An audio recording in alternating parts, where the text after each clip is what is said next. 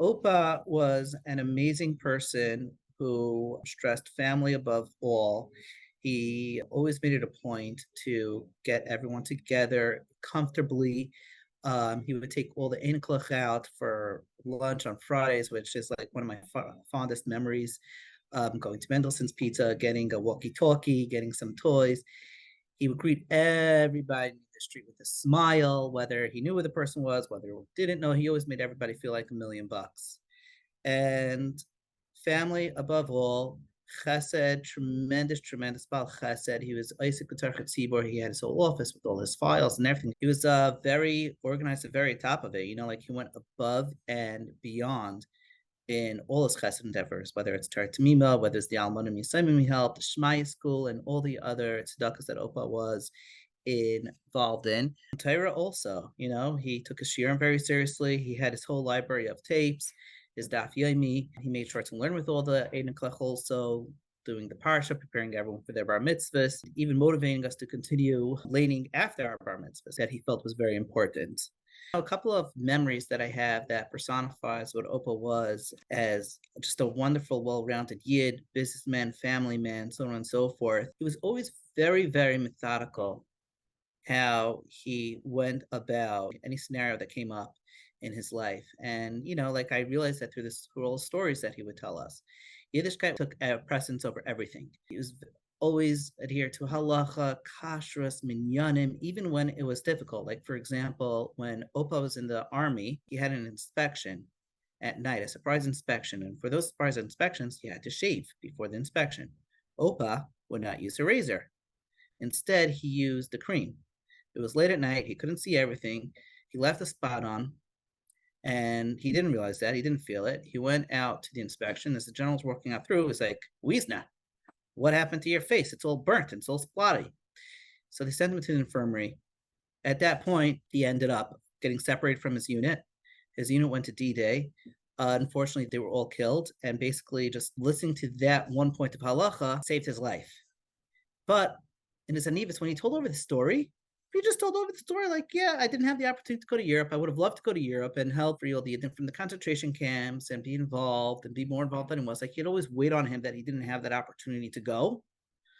It didn't weigh him down all the way because he realized what was Bashar is Bashart, but he never stressed like the nace that happened to him because he was such an unav. Like, he thought that, I just wasn't zeichet to go to Europe. When he was in the army, he was always makbid on kashrus, of course.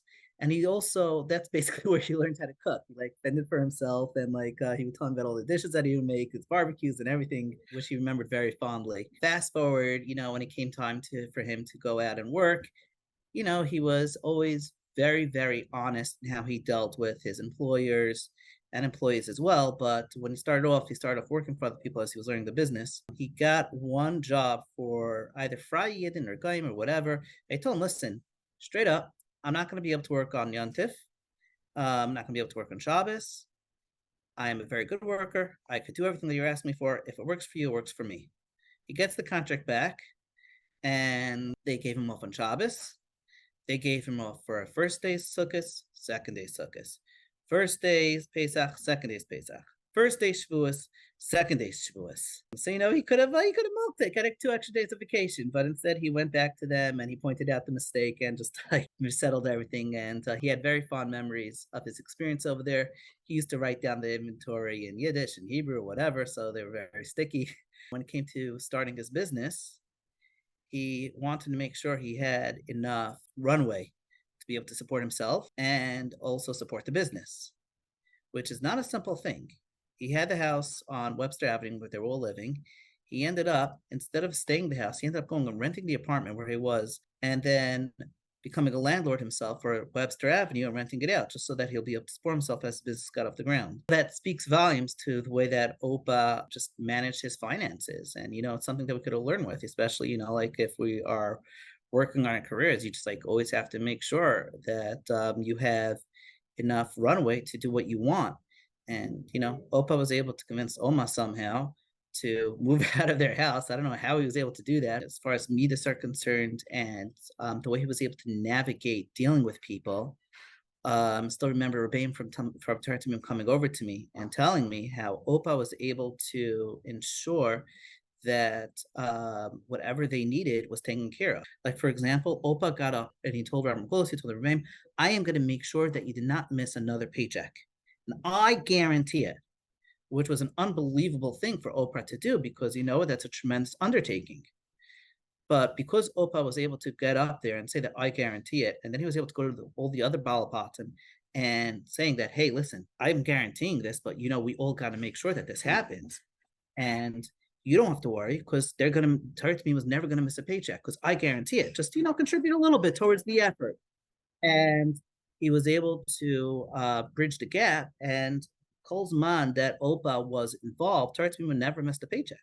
Not only that, whenever the Rebbeim needed a little bit more, needed negotiation, they would always go to Opa and he would always find a solution and find a middle ground and dealt with everyone but Kavadik, and everyone ended up got happy. Personal memories that we have of Opa, I always remember the goody baddie stories with Mrs. Kutchemacher and I forgot the other characters. Maybe some of the other grandkids. My father, Tante Goldie, could chip in and tell me like all the names that I'm missing. But he always had very unique names. Love going with Opa to shul. I remember going with him to Shomer Emuna, where he was the candy man. And we got as much candy as we wanted. There's no such a thing as one lollipop per kid. Going back home, we see Mr. Daniel sitting on the porch next to Opa. Opa, Mr. Wiesner. No, what do you call him? Probably call him Filch. Did he go to the whoop whoop? It was just a very nice experience being able to go to Oma and Opa for Shabbos. And then when they moved to Flatbush, going there for Kiddush, it was something that I always cherished even after we got married, going back there. It's like my favorite part of Yom Tov for Shabbos, whenever I was there, would be to go to Oma and Opa for the Kiddush. Especially when Opa would buy his own herring and then grandma would flip out and make sure he puts on the gloves and not wanting to smell it and then saying, this is spoiled, we got to throw it out. The herring was always a big tatarama over there. Going out for lunch with Opa was always an amazing experience. Would teach me how to be nice to the waiters, the waitresses, and what to order. Taught me how to eat a hot pepper. Basically, Opa, because of his ulcer, he wasn't allowed to see the hot pepper. So he very patiently would eat around the seeds. And I always used to say how I had the same appetite as Opa. Whatever Opa likes, I liked. And that was the only way that my parents could get me to eat. Opa's hakpada on Minyan was par for none. Still remember Mendy Wiesner, we would be like by the balcony on the way down, and Opa would be like there clapping on top. No, time for Minyan. And getting us all out the door on time. How he was able to do that, I don't know. It was a huge undertaking that he did, and especially getting the program running where everybody felt comfortable, everybody was happy, and was an unbelievable experience that we shall emulate and should be all zech to do with our own families as well. Opa, we miss you. But in my mind, what's enough? I wish we could spend more time together and and have continued aliyahs, and we should see you soon. Mashiach comes, we'll be able to go to the Beis Hamikdash together. Amen.